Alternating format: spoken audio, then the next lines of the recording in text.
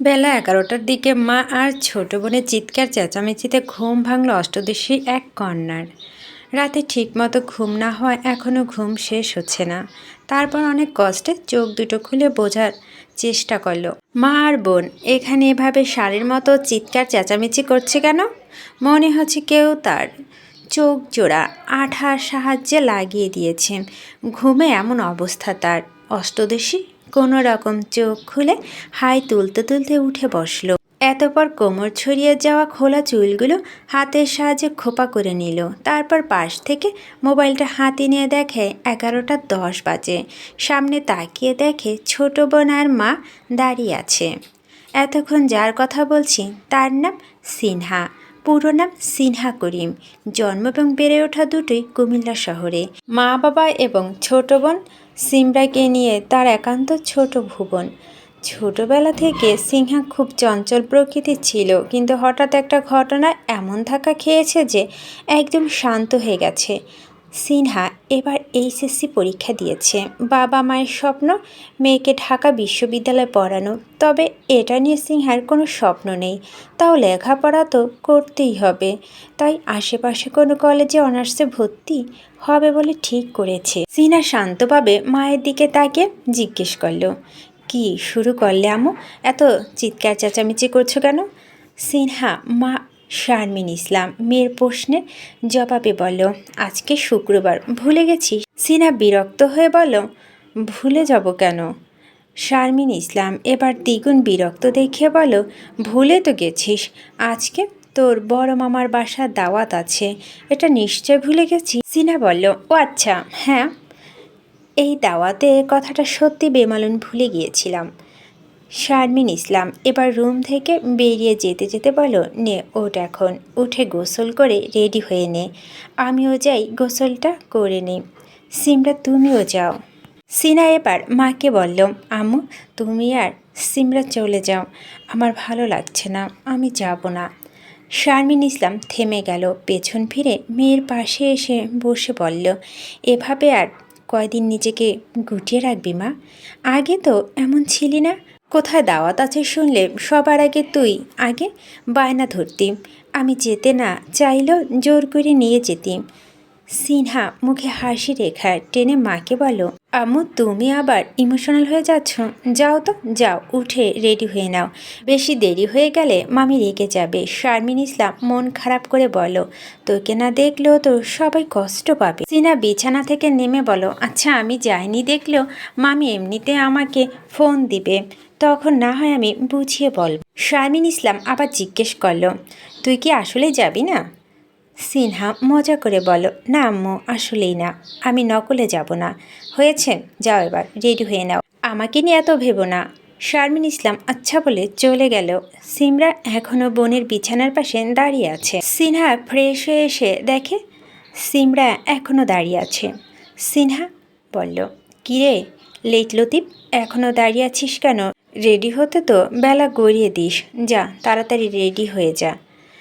সিমরা বোনের সামনে এসে বোনকে জড়িয়ে ধরে বলো, তুমি এমন কেন হয়ে যাচ্ছ আপু? কেন স্বাভাবিক জীবনে ফিরতে পারছো না? সিনহা গা ছাড়া ভাব নিয়ে বলল, আমি কি এখন অস্বাভাবিক জীবনে আছি নাকি? আর তাড়াতাড়ি স্বাভাবিক জীবনে ফেরা বলতে কি শুধু কারো বাসা যাওয়াকেই বোঝায়? সিমরা বলল, ধুর, তোমাকে বলেও লাভ নেই, তার থেকে ভালো আমি সুন্দর করে সেজে নেই। মামাদের বাসায় আজকে অনেক মেহমান আসবে, দেখি কোনো সুন্দর ছেলেকে পটাতে পারি কি না। এই বলে সিমরা চলে গেল। সিমরা এবার নবম শ্রেণী থেকে দশম শ্রেণীতে উঠবে। মেয়েটার বয়স কম হলো, খুব বুঝদার, সব বুঝে। সিনহা একটা দীর্ঘশ্বাস ফেলে তার বারান্দায় চলে গেল। এই জায়গাটা তার একাকিত্বের সঙ্গীদের মতো একটা। বারান্দাটা একটু বড় হওয়াতে অনেক গাছ লাগাতে পেরেছে, অনেক ধরনের ফুল গাছ আছে এখানে। পাশে একটা সুন্দর দোলনাও আছে। সিনহাদের নিজেদের 8তলা বিল্ডিং, তার মধ্যে 4তলায় দুটো ফ্ল্যাট মিলিয়ে একটা বানানো হয়েছে, যেটাতে সিনহারা থাকে। 4জন মানুষ হিসেবে তাদের জন্য বাসাটা বেশ বড়। তার মধ্যে সিনহা বাবা মাহবুব করিম একজন সুনামধন্য ব্যবসায়ী। মাঝে মাঝে নানা কাজে তাদের বাসার বাইরে থাকতে হয়। এই যেমন এখনও তিনি দেশে নেই। সিনহা বারান্দা থেকে ডাইনিং রুমে এসে দেখে তার মা শাড়ি পরেছে। সিনহাকে দেখে ডাক দিল শাড়ির কুচিগুলো ধরার জন্য। সিনহা মায়ের শাড়িটা ঠিক করে এসে ডাইনিং টেবিলে বসলো। এক গ্লাস পানি খেয়ে দেখে নিল কি আছে আজকের নাস্তার আইটেম। একটা ডিম সিদ্ধ আর এক কাপ কফি। খেয়ে নিজের জন্য কিছু রান্না করবে বলে মনকে স্থির করলো। যদিও ফ্রিজে খাবার রাখা আছে, তাও সিনহা ঠিক করলো আজকে নিজের হাতে খিচুড়ি রান্না করবে, সঙ্গে ডিম ভাজা, আর ফ্রিজে বেগুন থাকলে বেগুন ভাজা করবে। তাড়াতাড়ি নাস্তা শেষ করে কিচেনে চলে গেল রান্না বসাতে। এমনিতেও 12টা বেজে গেছে। আজকে শুক্রবার হওয়াতে তাড়াতাড়ি আজানও দিয়ে দিয়েছে। এরই মধ্যে শারমিন ইসলাম আর সিমরা তৈরি হয়ে গেছে। একই এরিয়া বাসা হওয়াতে তাড়াতাড়ি বের হওয়া কোনো তাড়া নেই। শারমিন ইসলামের বাবা বাসায় যেতে সিনহার বাসা থেকে 20-25 মিনিট লাগে, এর বেশি নয়। সিনহার দুই মামার বাসা পাশাপাশি। সিনহার নানা নেই, তবে নানি আছে। শারমিন ইসলাম ভাইয়ের বাসায় আসতে সবাই সিনহাকে না দেখে রাগারাগি করলেন। সবচেয়ে বেশি রাগ করল সিনহার বড় মামি রোকেয়া। ওনার নিজের মেয়ে না থাকায় জায়ের মেয়েদের আর একমাত্র ননদের মেয়েদের তিনি ভীষণ আদর করেন, নিজের মেয়ে হিসেবে দেখেন। উনি আশা করেছিলেন আজকে অন্তত সিনহা আসবে, কিন্তু না, তার আশাকে ভুল প্রমাণ করে সিনহা আজকেও আসলো না। শারমিন ইসলাম মায়ের রুমে এসে দেখে তিনি নামাজ শেষ করে তবজি পাঠ করছেন। শারমিন ইসলামের মা হাজেরা বেগম মেয়েকে জিজ্ঞেস করলেন, সিনহা আসেনি? সিমরা উত্তর দিল, না নানু, তোমার আদরের নাতনি আসেনি, আমি এসেছি। হাজেরা বেগম বলল, ভালো করেছ এসেছ, তুমি অন্তত সামাজিক মিশুক হয়েছ, এটা দেখে ভালো লাগলো। এরপর শারমিন ইসলামকে বলল, মেয়েকে এবার বিয়ে শাদী দাও, এভাবে আর কতদিন? শারমিন ইসলাম বলল, আমার মেয়ের বয়সটা দেখেছ মা, ও এখনও ছোট। হাজেরা বেগম বলল, কয়েকদিন পর 19-এর ঘরে পা দেবে, তোমার কি এখনও মেয়েকে ছোট মনে হয়? শারমিন ইসলাম নিশ্চুপ। হাজেরা বেগম আবারও বলল, মেয়েকে ভালো রাখতে চাইলে তাড়াতাড়ি বিয়ে দিয়ে দাও। শারমিন ইসলাম বলে, ওর বাবা দেশে আসুক, কথা বলে দেখব। জাহেরা বেগম বলল, তাই বরং করো। এরই মধ্যে শারমিন ইসলামের ফোনে মাহবুব করিমের কল আসলো। কথা বলার জন্য তিনি উঠে হাজেরা বেগমের রুমে বারান্দায় চলে গেল। মায়ের সঙ্গে সিমরাও গেল। রোকেয়া বেগম মাঝবয়সী একজন মহিলাকে এনে হাজেরা বেগমের সামনে দাঁড় করালেন। তিনি প্রথমে মহিলাটিকে চিনতে পারল না, কিন্তু পরক্ষণে যখন চিনতে পারল তখন বুকে জড়িয়ে নিল। মাঝবয়সী মহিলাটার নাম পারভিন সুলতানা, ওনার স্বামীর নাম আজিজ শিকদার।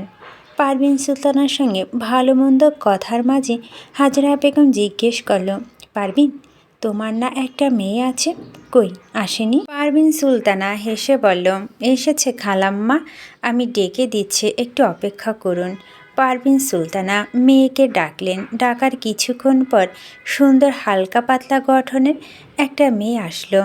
হাজেরা বেগম বুঝল এটাই পারভিন সুলতানা এবং আজিজ শিকদারের একমাত্র মেয়ে মেহের শিকদার। হাজেরা বেগম মেহেরকে বুকে আদর করে দিল। এরপর নানান রঙের গল্প করতে লাগলো তার সঙ্গে। শারমিন ইসলাম আর সিমরা ব্যালকনি থেকে এসে দেখে পারভিন সুলতানা বিছানায় বসে আছে, তার পাশে একটা মেয়ে বসে আছে। শারমিন ইসলাম পারভিন সুলতানাকে দেখেই পিছন থেকে জড়িয়ে ধরল। শিকদার পরিবারের সঙ্গে শারমিন ইসলামের পরিবারের পরিচয় অনেক আগে থেকে, প্রায় 12-13 বছর আগে। পারভিন সুলতানার হাজবেন্ড আজিজ শিকদার এবং সিনহার বাবা মাহবুব করিম দুজনে বিজনেসে পার্টনার ছিলেন। আজিজ শিকদার আবার সিনহার মামা ও বন্ধু। তিনি গত 10 বছর পরিবার নিয়ে ঢাকায় ছিলেন। আজিজ পারভিন দম্পত্য 3 সন্তান, বড় ছেলে 28 বছর বয়সী উজান শিকদার। তারপর তাদের 2 যমজ সন্তান জন্মগ্রহণ করে, তাদের বয়স এখন 21 বছর। তাদের মধ্যে ছেলে বড়, যার নাম রাতুল শিকদার, এবং তার থেকে 20 মিনিটের ছোট মেয়ে মেহের শিকদার। বর্তমানে তারা অনার্স 3rd ইয়ারে পড়ছে। মেহেক প্রথমে শারমিন ইসলামকে চিনতে পারেনি, পরে পারভিন সুলতানার পরিচয় করিয়ে দেওয়াতে চিনতে পেরেছে। মেহেক সিমরানকে জিজ্ঞেস করল, কি নাম তোমার? সিমরা জবাব দিল, সিমরা করিম। মেহেক হেসে বলল, তোমার আপুর নামও ভুলে গেছি। সিমরা মিষ্টি হেসে জবাব দিল, সিনহা। তারপর মেহেক জিজ্ঞেস করল, ও আসেনি কেন? সিমরা বলল, ওর শরীরটা ভালো নেই তাই আসেনি। আপু আপনাকে কি স্থায়ীভাবে কুমিল্লা চলে এসেছেন? মেহেক বলল, স্থায়ী বলতে এখন থেকে এখানেই থাকবো, কিন্তু আমার আর রাতুলের পড়াশোনা ঢাকায়, তাই পরীক্ষার সময় ঢাকায় যেতে হবে, এটা আর কি। সিমরা বলল, হ্যাঁ বুঝেছি, তাহলে আর কি। একই জায়গায় যখন আছেন তখন নিশ্চয় আপুর সঙ্গেও আপনাদের খুব তাড়াতাড়ি দেখা হয়ে যাবে। মেহেক সিমরার গুলুমুলু গোলাপি গালগুলো টেনে বলল, একদম ঠিক বলছো পিচ্ছি।